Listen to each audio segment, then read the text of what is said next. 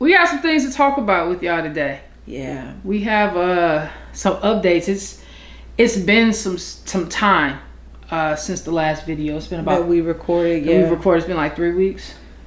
Yeah. 3 weeks. So. Yeah. So I guess we'll start. You guys know, if you've been watching, if you've been following our journey, we have been going through reciprocal IVF. Mm-hmm. And we were at the point where I think when you all last saw us, we were going back and forth to appointments after our transfer. Yep. And we were at the point where we had a pregnancy test. Yep. And we were waiting. We were waiting for results, but as you all know, Natasha was out of town, and so we had agreed that I would not find out the results to the pregnancy test until she returned so that we could find out together. We talked about it, and before we got the results, Tristan was like, babe, you know, I actually will have to find out without you. And I was like, why? And she said, well, if it's positive, I'm going to have appointments that I need to go to while you're gone. So if you don't know, I went out of town with my family and spent time with them for 2.5 weeks. I stayed behind partially because of what we were going through, and I knew I was going to have a lot of appointments. It was going to be very difficult to hide a bunch of shots and things of that nature. Yeah. Plus, I've been under the weather a lot when I go to Florida. And we did not want her sick during this process. Mm-hmm. We did not want her sick prior to something else we have planned that's coming up. Yeah. She had to, find out if it was positive to go to appointments. And if it was negative, she would have to know because I would have to stop my medication protocol immediately, or at least some of it, and then begin to adjust the rest of it to get my body back to normal levels. And so I got a call on February 7th? Yes. February 7th. Because you went in on February 6th. I got a call on February 7th, and I missed it because I was actually in a meeting. Mm-hmm. But I called right back, and when I called back, they told me that, well, I called back and the nurse wasn't available, but they had by that point they had texted me to tell me to look in my patient portal. And when I went to my patient portal, they basically said, you know, we apologize to have to tell you like this. We tried to call you but didn't get you. But your pregnancy test was negative. Yeah. So that means the IVF cycle failed. And we need you to immediately adjust your medication protocol. And then they gave me a whole new protocol that I needed to do. Essentially, I stopped all of the shots immediately. So if you all have been watching, I was taking 1 shot in my stomach, 1 shot in my butt every day. I had to stop that immediately. I was taking 5 doses of estrogen, 2 vaginally, 3 by mouth every day. And they had to wean me off of that slowly because they said if they took me off of it just cold turkey because of the dosage that I was on, that essentially it would throw me into menopause like symptoms. And so instead of having me stop cold turkey, I had to wean myself off of it. Same with progesterone, which is, I believe, another hormone. I had to wean myself off of that. And then prednisol, I had to wean myself off of that. I had to take that for like 7 days. So for like the next week after we found out, it was like I stopped the shots, but I was still taking drugs. And so it was a lot. And I think it was really, really made it harder because Tasha wasn't here. We weren't together, and I really wanted to try to keep it from her, but it's like she sniffed it out without me even telling her. Tristan, that Tuesday, it was a Tuesday. That Tuesday, Tristan, before I even talked to her, I had this feeling. I was working, because I was working while I was in Tampa with my family, and I was like, something's not right. I'm like, nah, we good. Buddy's good. That can't be it. It's got to be something else. So I text Tristan trying to feel her out, and I said, hey, did you guys eat? Because I talked to her and Buddy, and she's like, yes, we ate, babe. And she told me what they ate, and I'm like, that wasn't slick enough. So I'm like, all right, we're just gonna play it out. And then I talked to her probably about an hour and a half later, and she needed some information from me to ship something. And once she sent it, I didn't want to bother her while she was there, but she called me right back when she left the store. And as soon as she left the store, I said, "Do you need me?" And she was like, "Why would you ask me that?" I said, "Are you okay?" She was like, "I feel like you need me right now. I feel like you need me." And I was just like, "Baby, I'm always gonna need you. What do you mean?" Right? Like, I'm trying my best, because we said I didn't want to tell her like that. And but there was, I knew, the way we're connected, we know things, and I just knew. And then when I thought about it further, we got off that call, and I'm like, if what I felt earlier is true, and what I further feel now that I've talked to her, because talking to her, for me, she didn't give me any tells, but for me, it solidified the feeling that I felt before I even talked to her. I'm like, if that's true, there's no way in hell she's about to go through this for 14 days alone. We're not doing that. Like, if that's what it is and she has had to find out, I'm gonna let her tell me how she needs to tell me, but we're gonna figure out how to do this together. I contemplated multiple times just flying home. Yeah.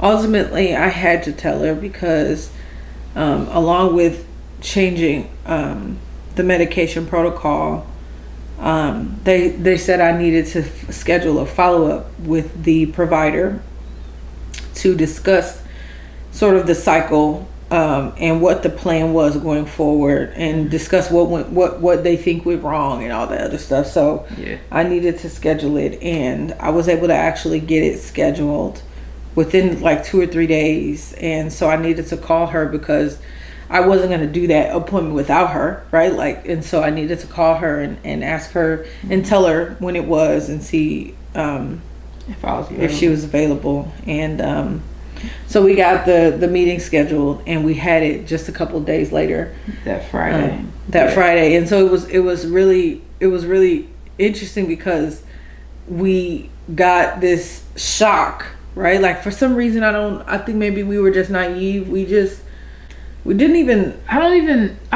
consider. I wouldn't say we were naive. We were just extremely hopeful, and everything up until that point had been going so well. Everything. Our information, even the embryo, when we went to the clinic for the transfer, they were like, this. They literally said, "This is a perfect embryo. Embryo's doing perfect. It looks good. It has the proper number of cells. Everything was good. Everything with her was good. My aligning was perfect. Everything was and hopefully, in extra hope, we had lined some things up to tell our family, and that was going to play out perfectly. I mean, we had it all figured out. I mean, we knew when we were going to tell everybody. We knew we had set it up for everybody to be in one place at one time. Yes. It was, I mean, literally, we couldn't have drawn it up any better. So it was just like, well, everything is aligning. The stars are aligning in every way possible. Because we were stressed about trying to figure out, okay, because this is not a phone call or FaceTime information. Not for our inner circle. So we were like, how do we be around all of them at one time? Yeah. And it literally was lined up perfectly. And then we received this information. So you guys are finding out 3 weeks later, because Tristan and I wanted to privately go through our process, our grieving. And I know some people will be like, well, it wasn't a baby yet. For us, it was. It was our baby, our buddy.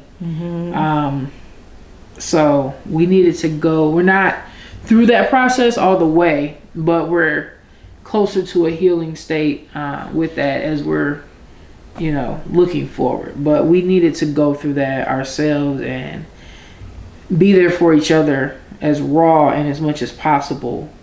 And it was tough, because we were apart. 2, Tristan was alone, because no one else knows about this. It's just us. 3, I'm there with my mom and dad, but I can't tell them that I'm going through this and that we're going through this. So they're wanting to operate per usual and go have fun and do all these things, and I'm having to temper my emotions and my swing of wanting to like snap you know what I'm saying, or maintain I have a very high patience level. But it was a little lower during that time because there was no time for me to actually like mourn for real. Not out loud. I did everything privately, like internally. What's up, y'all? Obviously y'all know already. It's the morning after. I slept okay last night. Pretty good, actually. It was a deep sleep. I dreamt a lot about Buddy. Just got off the phone with Tris.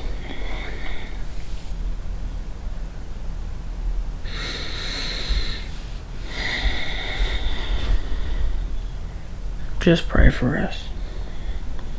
I haven't talked, obviously, to anyone. No one knows. So, my parents don't know to support me in that way because we're doing this ourselves together. And we'll talk about that. Excuse me. Sorry.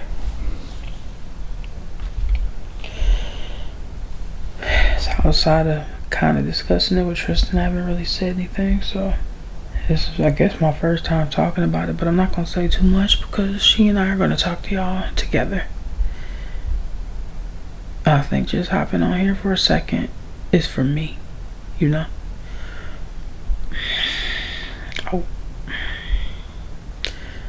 I wish I was there with her. I've contemplated taking a flight home for a couple of days.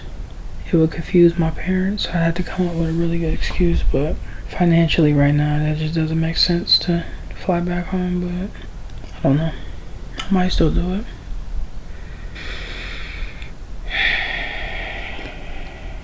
I go back home in 8 days, so maybe not. I don't know.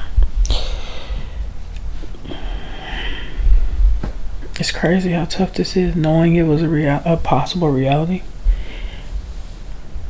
And yeah, we're good, though. We're good. It's coming. God's timing. Our timing. God's timing. It doesn't always line up, and that's okay.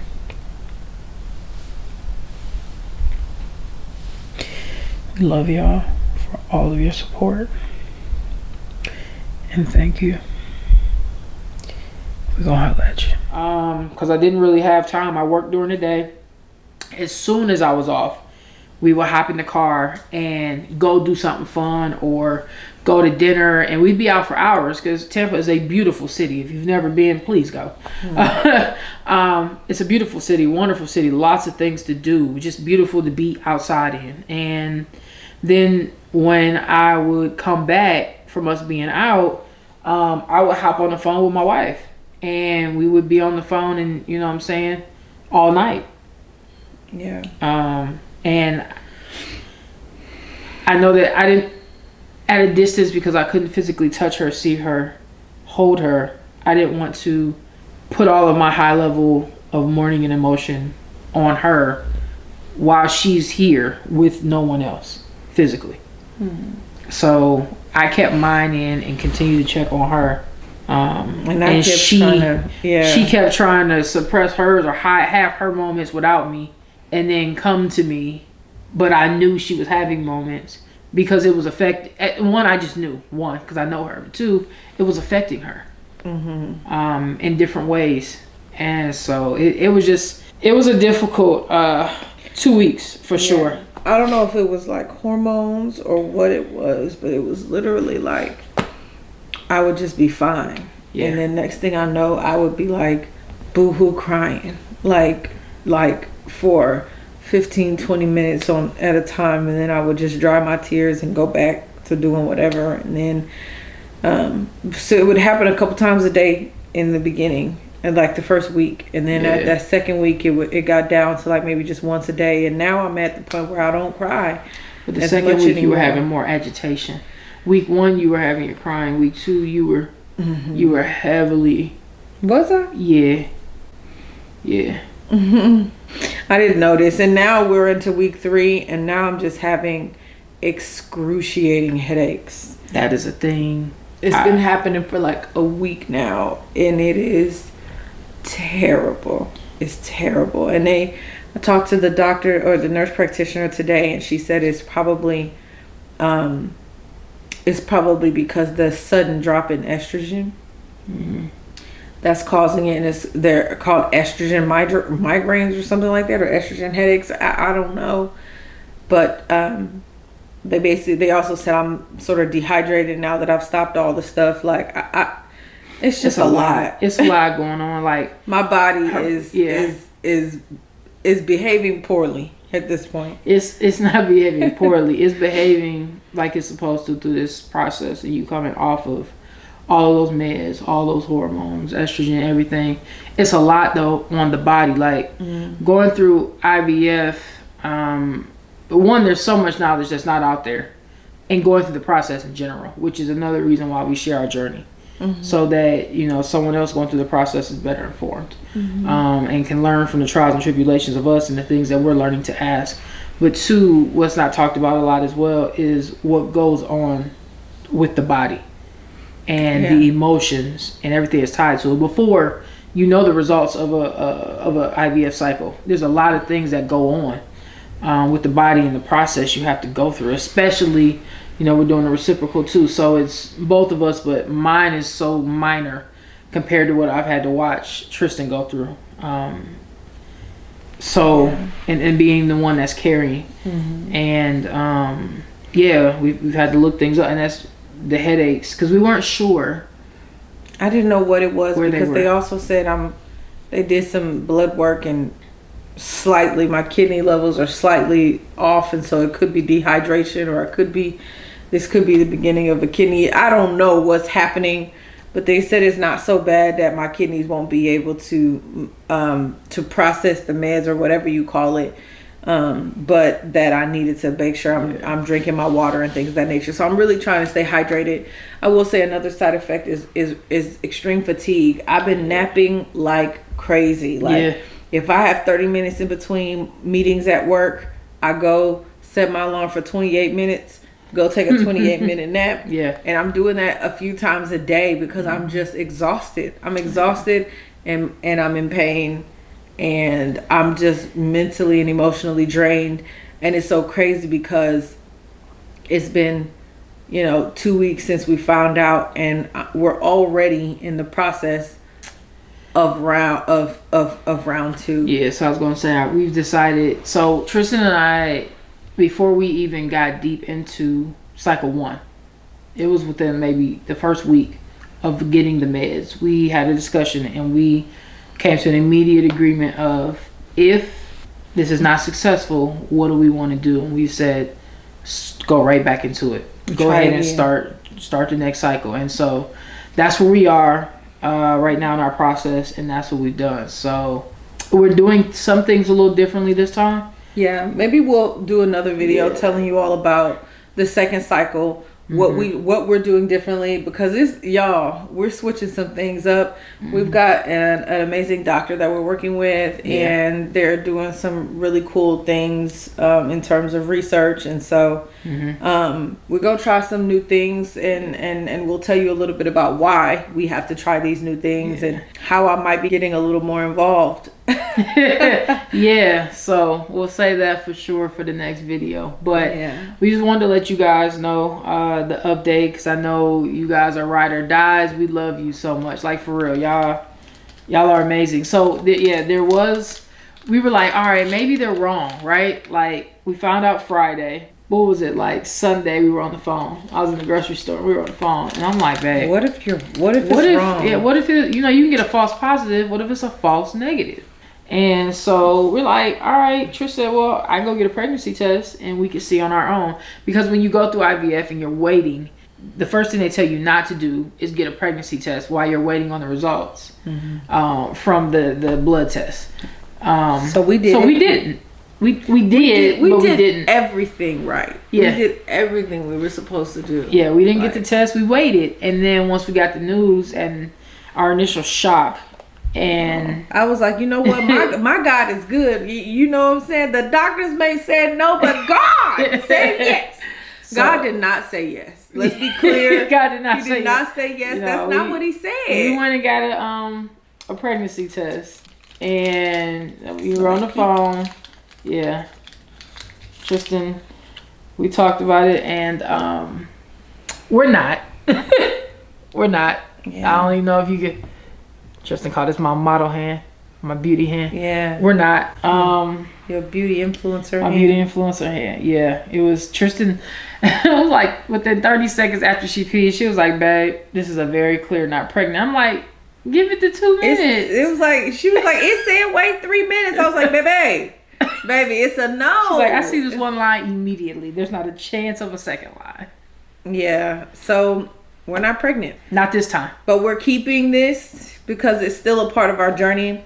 One thing that really gives me... No, go ahead. I was about to... We were on the same page. Go ahead. One thing that really gives me solace and really makes me feel better is that we were told that essentially when an IVF cycle is not successful, that the cells just essentially absorb back into your body. Yeah. You absorb the cells and they're just gone, but they're not, right? Like they're just now a part of your cells. And so in my mind, it feels like this brought us closer. Yes. Because this was her egg and her embryo that was placed inside of me. And even though it didn't result in a pregnancy, I have those cells within me. And so it feels like I feel closer to her. I feel, we family now, I got your DNA inside of me. And I never had that before with you. I can't stand it. She's stupid. I mean, there might have been other. Never mind. Yo. Never mind. Yeah, see? See? And so, that's the one thing, the silver lining is that, I now have a part of her that will forever be special to me. Mm-hmm. Buddy will forever be special to me. And in my mind, Buddy is still here, even though Buddy will never grow to be a baby. Buddy is still here, and Buddy gonna help make this thing work the second time around. Mm-hmm. You know what I mean? And so that's our plan. That's our goal. Yeah. But yeah, we wanted to make sure along the entire process we've been updating you guys. Mm-hmm. So we just wanted to make sure we did it as well because we know you guys were also anxious. Like I said, you've been amazing. We love and appreciate you guys so much for all the love and support that you give. So we are putting, what is it, baby dust? Baby dust. Tristan taught me about baby dust. So we're putting baby dust out there for this IVF cycle. If you can, sprinkle a little baby dust in the comment section. Just hit us with, just put baby dust. You don't have to say anything else if you don't want to. We'll take that. And we also appreciate prayer. Yeah, I was gonna say we are praying. We are praying for this because God cycle. And looking forward to the journey again. Something else that's really hard. What's that? I keep now, because of what we've been going through, now all of my Facebook ads, my IG ads, my TikTok ads are all about baby stuff. I had to stay off my strollers and car seats and baby maternity yoga pants. I even had a advertisement for shoes today that you don't have to tie because they made for pregnant women. I was like, I didn't know it was such thing as maternity shoes. And it's like all of it is just really disheartening because now I can't get my algorithm back. My algorithm has been hijacked by baby things, but ain't no baby coming.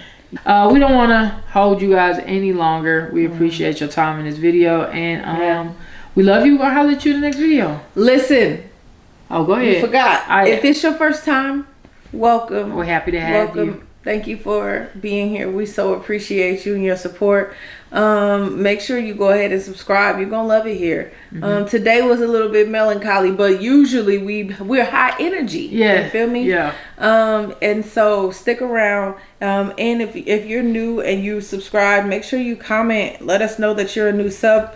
And we want to talk to you. We want to get to know you. Tell us how you found us. All that goodness. Make sure you tell a friend to tell a friend to tell a friend about your new friends, Lagrandes. And make sure you hit the notification bell so you're notified when your new friends Lagrande post new content. Okay? We will see you all in the next video. Yeah. Bye. Peace.